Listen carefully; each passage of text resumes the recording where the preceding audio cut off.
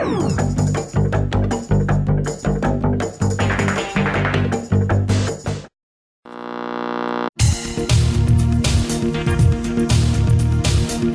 I'm JJ Thompson. I'm here with your weekly insight.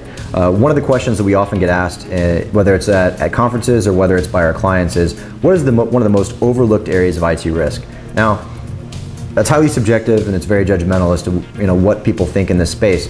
And what's interesting is that when people ask this, that they really don't think that the insider threat is really as big of a threat as it is. Now everybody's talking about it, and what's interesting is that people don't really understand the insider threat, and therefore they can't get their hands around it.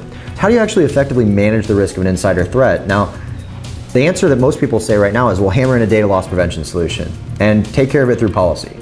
And I don't think that quite covers it. I think there's a lot more behind that. And unfortunately, our industry in general, security professionals, are poorly equipped to handle some of the more renaissance techniques that are out there for dealing with some of the new threat vectors. And this is one of them.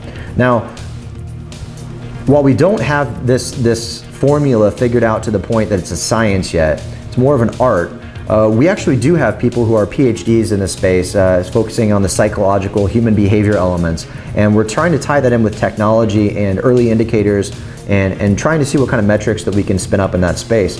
We have a couple of betas in play right now and a couple of clients that we're working with to try to see if we can come up with an effective model that's going to help manage the insider threat and look at triggers outside of technology and outside of the normal patterns that people would expect, way beyond DLP.